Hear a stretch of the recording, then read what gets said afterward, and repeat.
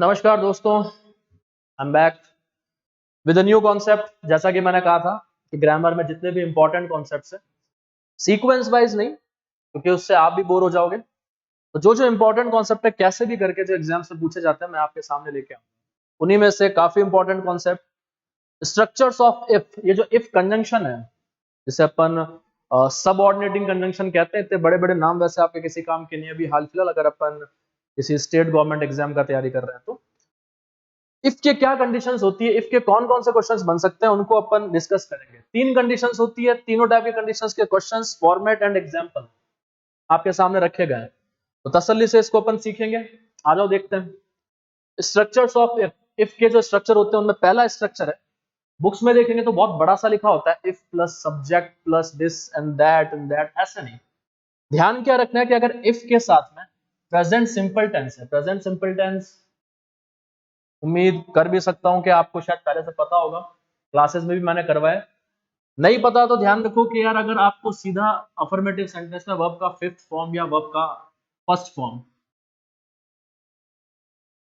ऐसा कुछ स्ट्रक्चर मिलता है बिना हेल्पिंग वर्ब के, अफर्मेटिव सेंटेंस में सीधा वर्ब का फर्स्ट फॉर्म या सिंगुलर सब्जेक्ट है ही शीट तो वर्ब का फिफ्थ फॉर्म प्लेज वॉक्स लाइक्स ऐसा कुछ लिखा हुआ है, उसे अपन कहते हैं प्रेजेंट सिंपल टेंस। अगर इफ के साथ में प्रेजेंट सिंपल टेंस है तो आगे जो है ये एक कंजंक्शन का काम करता है भाई। ये दो सेंटेंसेस को, दो क्लॉजेस को, दो एडजेक्टिव्स को, दो पार्ट ऑफ स्पीच को जोड़ने का काम करता है। इफ से जो पार्ट जुड़ा हुआ है अगर वो प्रेजेंट सिंपल में है तो रिमेनिंग पार्ट जो है वो फ्यूचर सिंपल में होगा। फ्यूचर सिंपल भी अगर आपको स्ट्रक्चर नहीं पता तो विल शैल प्लस वर्ब का फर्स्ट फॉर्म, ये स्ट्रक्चर एक बार ध्यान रख लो आप। ये स्ट्रक्चर फॉलो होता है कैसे? स्ट्रक्चर याद करना दुखदाई होता है, तकलीफदेह होता है। अच्छा क्या होता है कि उससे रिलेटेड एक एग्जाम्पल आप हमेशा के लिए अपने दिमाग में रखो और उस एग्जाम्पल की मदद से एग्जाम में जितने भी नए नए क्वेश्चन पूछे जाए उन सभी का जवाब आप उस पर्टिकुलर एग्जाम्पल से दे सकते हो। देखो मैंने ग्रामर कैसे किया था मैं आपसे वही शेयर कर रहा हूँ कि पूरी ग्रामर में भले आप किसी भी एग्जाम की तैयारी कर रहे हो, खींच के 200 सवा 200 कॉन्सेप्ट है, तो 200 सवा 200 कॉन्सेप्ट्स के लिए 200 सवा 200 सेंटेंस तो अपन दिमाग में रख ही सकते हैं ना, एक टाइम के बाद में चले जाते हैं। और उन्हीं 200 सवा 200 सेंटेंस की मदद से एग्जाम में कोई सा भी क्वेश्चन आ जाए उसे अपन सॉल्व कर सकते हैं। तो हर कॉन्सेप्ट के लिए मेरे पास में एक एग्जाम्पल मुझे याद है, आपको भी होना चाहिए। इस पर्टिकुलर कंडीशन के लिए मैंने एक सेंटेंस लिखा कि if you work hard, if you subject work, verb की फर्स्ट फॉर्म मतलब present simple tense, if you work hard you will get, will plus V1 मतलब फ्यूचर सिंपल, ये प्रेजेंट सिंपल। तो स्ट्रक्चर फॉलो हो रहा है, बिल्कुल हो रहा है। तो ये जो पर्टिकुलर ऊपर जो डब्बे में डाल के बात लिखी गई है ना, इसके लिए मैंने एक एग्जांपल आपको लिख के दिया कि अगर तुम मेहनत करोगे तो तुम सफल होगे।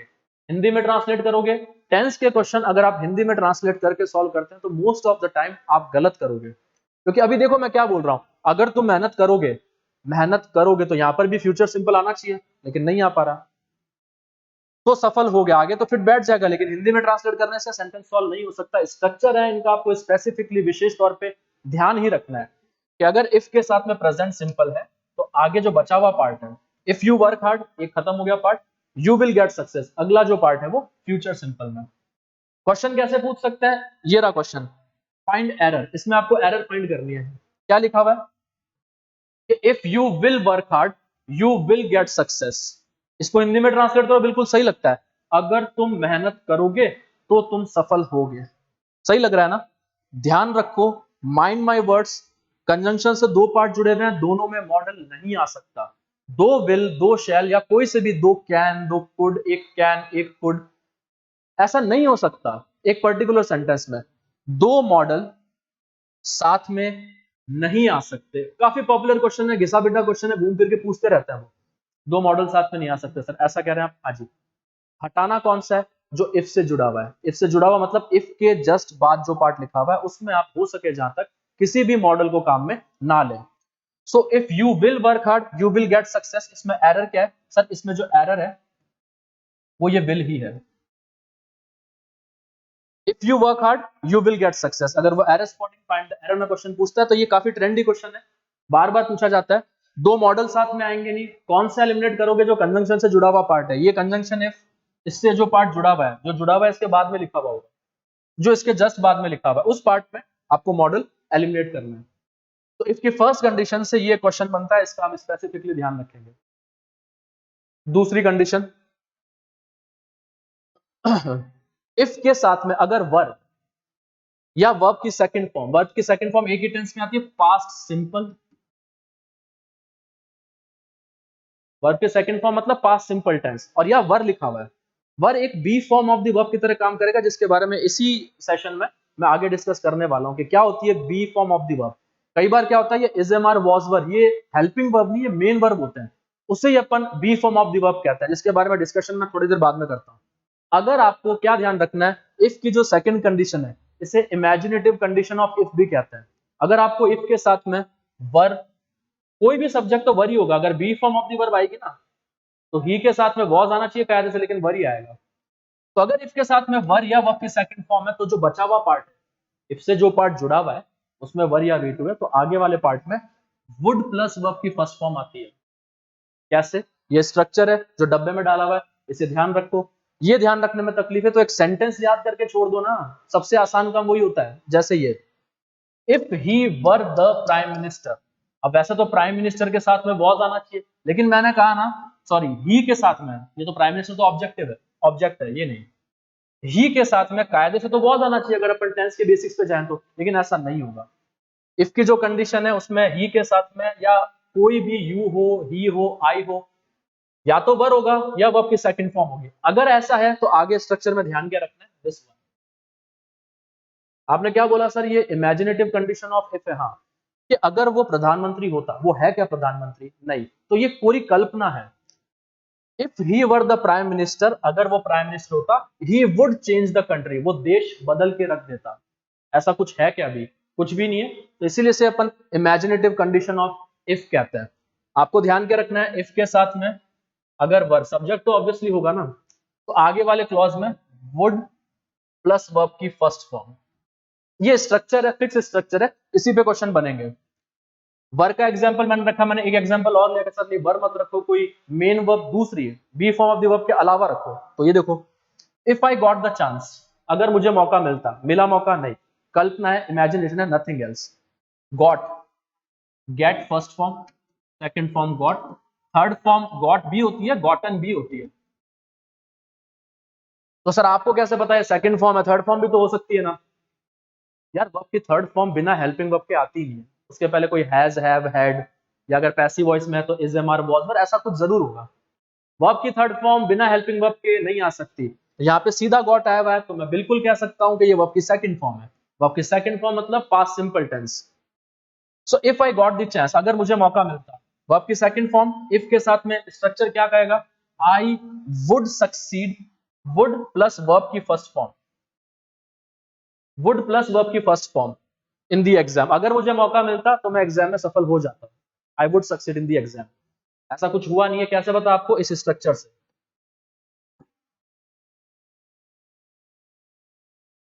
एरर स्पॉटिंग का क्वेश्चन देखो, ये क्वेश्चन रखा अपन ने, गलत लिखा हुआ देखना, इसमें क्या क्या मल्टीपल एरर्स भी हो सकते हैं इसमें।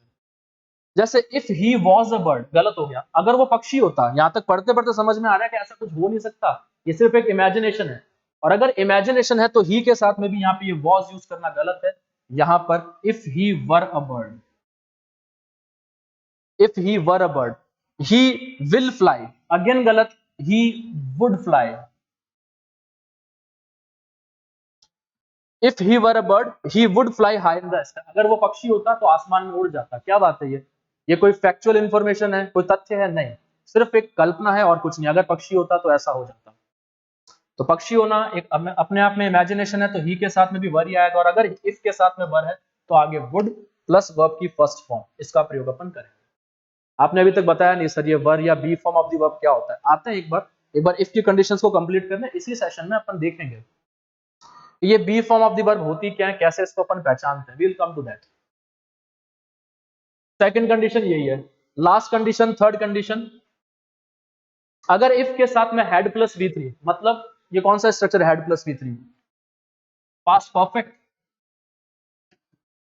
ये पास्ट परफेक्ट का स्ट्रक्चर है। If plus head plus V3, अगर आपको इफ के साथ में हेड प्लस वर्ब की थर्ड फॉर्म दिखाई दे तो आगे चेक क्या करना है, आगे वाले स्ट्रक्चर जो बचा हुआ स्ट्रक्चर है उसमें, अरे भाई इफ कंजंक्शन है, ये दो क्लॉजेस को, दो सेंटेंसेस को जोड़ने का काम करेगा। तो इफ से जो पार्ट जुड़ा हुआ है, उसमें हैड प्लस V3 है, तो जो बचा हुआ पार्ट है, बचा हुआ सेंटेंस है, उसमें आपको वुड, कुड या should plus have plus V3 इनमें से कुछ भी काम में ले सकते हो। प्राथमिकता वुड को जाती है। क्या बोला मैं? और कोई मॉडल सर? नहीं, इन तीन का ध्यान रखो। देखो कुछ बुक्स कह रही हैं सही है कि वहां पे वुड हैव प्लस V3 होता है, लेकिन could have plus V3, should have plus V3 grammatically गलत नहीं होते। लेकिन अगर क्वेश्चन फंस जाए कि नहीं आप तो ये बताओ कि would have plus V3, could have plus V3 या should have plus V3, you will always go with would have plus V3। Priority should be given to would have plus V3। It doesn't mean कि should have plus V3, could have plus V3 गलत है, ऐसा कुछ भी नहीं है, सही होते हैं। बट ये मैंने स्टार मार्क इसीलिए किया कि प्राथमिकता ऐसे दी जाती है। आप इतना ध्यान रखो यार, वो बार बार आपके वही पूछेगा वुड हैव प्लस V3। इसे हम याद रखने की कोशिश करेंगे, नहीं होता तो हम एग्जाम्पल याद करेंगे। If I had seen you, अगर मैंने आपको देखा होता, I would have stopped my car, तो मैं अपनी गाड़ी जरूर रोकता। क्या देखा आपने? इफ के साथ में हैड प्लस V3। अरे वो सब्जेक्ट ऑब्जेक्ट को छोड़ो, वो पूरा ऐसा बड़ा बड़ा लिखने की जरूरत नहीं है, आपकी नजरें सिर्फ यहां रुकनी चाहिए जहां मैं आपको बता रहा हूं, जो मैंने ऊपर लिख के दिया है। If I had seen you, I would have stopped, would have plus verb की थर्ड फॉर्म। इस स्ट्रक्चर को आपको फॉलो करना है। बहुत सारे क्वेश्चन है इस पे भी, हमारी खुद की जो शीट है हमने उसमें अगर टेंस के 200 क्वेश्चन है तो करीब 25 क्वेश्चन इस पर्टिकुलर कॉन्सेप्ट पे ही रखे, क्योंकि इसकी प्रैक्टिस कराना स्टूडेंट को बहुत जरूरी होता है। आपको भी, आप कोई भी बुक फॉलो कर रहे हो, मैं कोई आपको रिकमेंड नहीं करता कि आप यही बुक कीजिए, ठीक है, बुक सारी अच्छी होती है, अब आपने जो स्टार्ट कर रखी है उसे कंप्लीट करो। और उसमें ऐसा नहीं हो सकता कि टेंस या कंजंक्शन के पर्टिकुलर चैप्टर में आपको इस पर्टिकुलर इफ की कंडीशन पे क्वेश्चंस ना मिलेंगे। एक क्वेश्चन रखा मैंने आपके सामने कि इसमें एरर फाइंड कीजिए। If I had have money, पहली बात तो ये देखते गलत लग रहा है, had helping verb,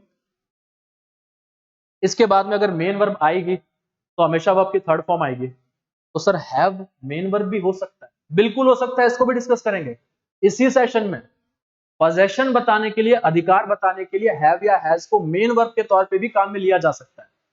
helping verb होती है, सबको पता है, किसमें? परफेक्ट टेंस में, प्रेजेंट परफेक्ट टेंस में हैज या हैव को आप हेल्पिंग वर्ब के तौर पे काम में लेते हैं। जैसे I have finished my work, उसमें हैव एक हेल्पिंग वर्ब है, फिनिश्ड मेन वर्ब है। लेकिन I have a car, she has 5 children, उनके 5 बच्चे हैं, तो हैज क्या कर रहा है, हैव क्या कर रहा है, इन पर्टिकुलर सेंटेंस में मेन वर्ब है।